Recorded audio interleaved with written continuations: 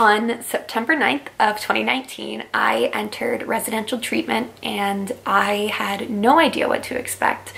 I had no idea what was waiting for me. And in a way, I think that was a really good thing because it allowed me to kind of get rid of, it allowed my fears to not be able to run too wild, just because I was able to tell myself, you really don't know what this is like.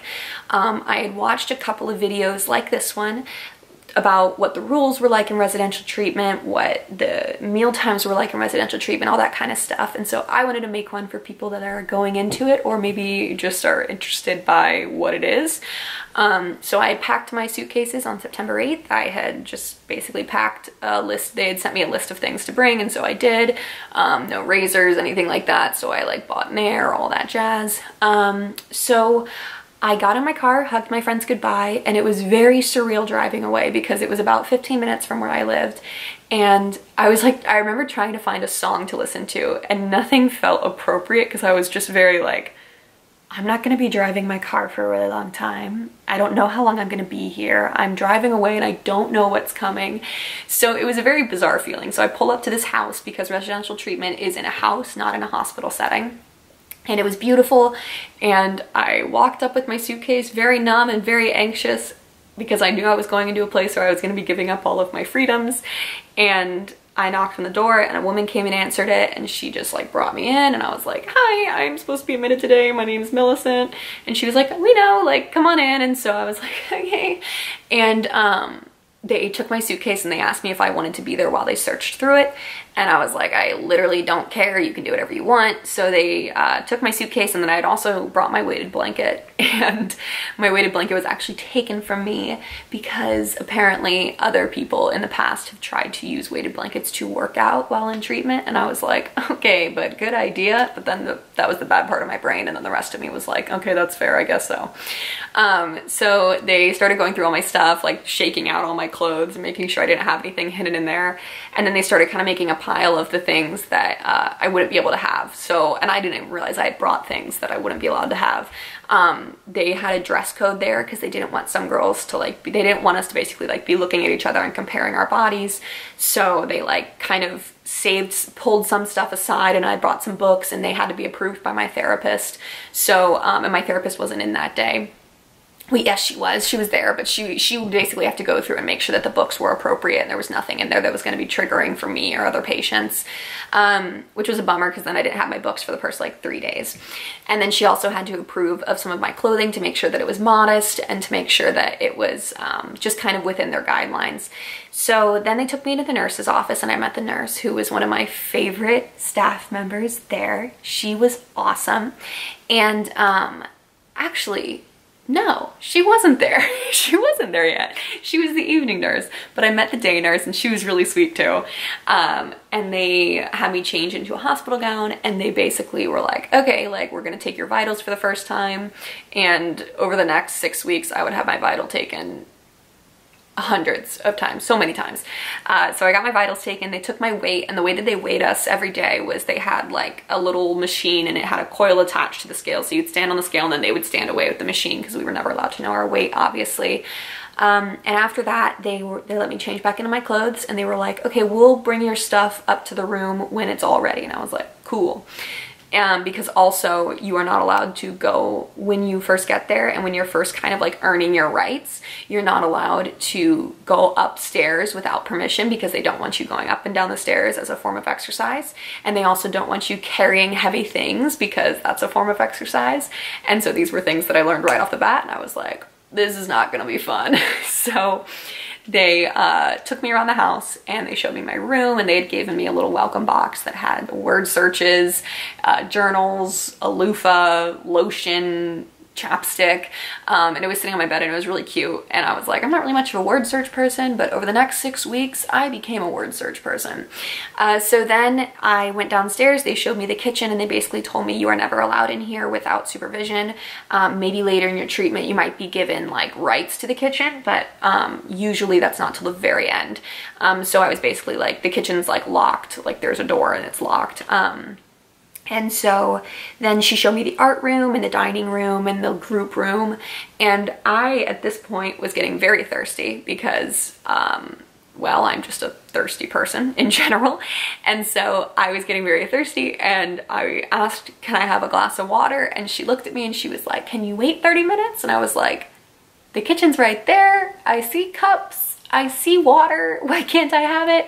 And she was like, so actually we do something called push fluids. You're not actually allowed to drink water throughout the day. And I had noticed that they'd taken my water bottle away and I was like, weird. So basically in eating disorders, it's a behavior to drink a excess amount of water to basically fill yourself so you're not hungry, and they don't want you doing that in treatment, shockingly enough. So they have designated times during the day where you have push fluids, and they basically give you a certain amount of water based on what your dietitian allows, and from there you can either drink it or you don't have to, but it is considered not following procedure if you don't drink the water, so you kind of get like marked on your little record, which they mark everything you do. Everything, every 15 minutes they come into the room if you're having free time and they like write down what you're doing. There's copious amounts of notes taken on you and they kind of go over that throughout the week. So I was like, okay, cool, so I guess I'm just not gonna have water. And she was like, we can give you a lemon drop if you want. And I was like, I don't know if that is what my body wants right now necessarily. But then she was like, okay, so it's actually time for lunch. And I was like, okay, I guess I'm just jumping right into this. And they went into the kitchen and they explained to me basically, they're like, you'll get used to it, but our patients here prepare their own meals under supervision and they have to meet a certain criteria. So we'll just give you the basically the pre-planned meal plans because you haven't had your appointment with your dietitian yet. And so basically we worked on a system called exchanges, which was basically food was broken down into you needed to have 2 carbs, 1 fat, 1 dairy product, 3 proteins, something like that. And all the foods on them had little stickers that said 1 cup of this equals 1 protein, or 1 tablespoon of this equals 1 fat. And then there were some things where it was mustard was free because they were we're not gonna say you can't put mustard on your sandwich because you're out of exchanges. And I very slowly was like, okay, so I guess I'm gonna have, I was like, I don't really know. And at this point they didn't know what any of my fear foods were, so they weren't gonna start challenging me yet. But they were like, what about taquitos? And I was like, I guess I like taquitos. So I had some taquitos and I sat down with the other, this was my first time meeting the other patient, and the first 5 minutes of the meal were completely silent. They were like, we don't speak, it's mindfulness, you mindfully eat your food. And I was like, okay, that's awkward. So I just awkwardly nibbled, and then as I had my first meal, I slowly started learning some of the rules because I kept breaking them on accident and then they'd have to remind me. And I'm gonna make a separate video about all the rules in treatment, but basically I had my hands in my lap and they were like, hands on the table, and I was like, okay. I was cutting my food up into tiny pieces and they were like, cut it out. And I was like, they didn't say cut it out. They're like, Millicent, I'm gonna encourage you to not cut your food into tiny pieces. That's how they spoke. And it was very nice, but also I was just sometimes I just wanted them to yell at me. So I had my first meal and I didn't finish it, and they were like, okay, so you need to get, based on how much I didn't finish, I ended up getting, what's it called? They had a specific word that I'm not remembering right now, basically for what it meant. If you didn't finish your meal, you had to do, you had to drink an Ensure, which they were like, okay, so you need 1 Ensure because you didn't finish this much, or you need 2, or you need an Ensure Plus. And so it actually became a game later on when I was in treatment for us to guess how much. We'd be like, oh, that's an Ensure and a half, or that's an Ensure Plus, or something like that. So then they had me sit there quietly for, I think it was 10 minutes that I had to sit there, and they just stared at me and I stared at them, and I was like, cool, I'm not drinking this. And they were like, and I drank a sip of it and I was like, all right. And then they scribbled down in their notepad, and I was like, they take notes on everything, this is weird. And then about 20 minutes later, I had to go to the bathroom, and this was something I was fearing because I knew that there was no way they just let me walk into the bathroom. And so I went up to one of the MHWs. My camera died, but basically MHWs are mental health workers, and they are basically just employees who are usually psychology majors or social work majors, and they're the ones that kind of, I don't want to say police because they're not mean or anything, but they're the ones that kind of make sure that you are doing what you're supposed to be doing throughout the day. They keep records of everything you're doing, they take notes on everything. And so I went up to one of the MHWs and I was like, hey, so I have to go to the bathroom. And she was like, of course, no problem. And they took me upstairs to my bathroom and they unlocked the door because all the bathroom doors were locked. And she was like, okay, so we're gonna leave the door cracked and I'll just be standing outside and don't flush when you're done. And then call me back in when your like pants are up and all that kind of stuff. So I go to the bathroom, and if you're pee shy, really not great. You kind of got to get over that pretty fast.